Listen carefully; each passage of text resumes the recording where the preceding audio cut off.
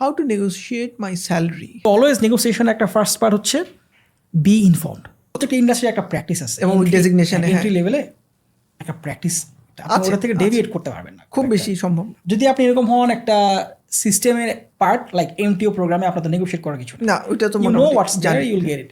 But once you are একটু open ended থাকে যখন তখন আপনার ওই ইন্ডাস্ট্রি প্র্যাকটিসে জানতে হবে। তা আমি যখন ক্যাপিটাল মার্কেটে ক্যারিয়ার শুরু করলাম তখন আমি জানতাম যে আমাদের স্যালারি হচ্ছে লেটস সে 100 টাকা। এই মার্কেটে এইরকম একটা কোম্পানি এন্ট্রিতে 100 টাকা হয়। তো আমি 110 চাইছি এবং দে প্রবলি অ্যাকসেপ্টেড।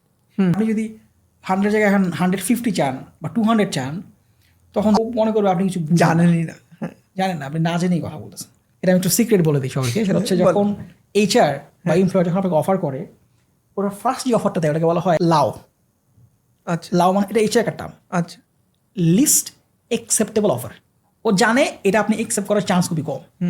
তো ওই জন্য নেগোশিয়েট ফার্স্ট যে অফারটা আসবে অবশ্যই এখান থেকে নেগোশিয়েট করবেন।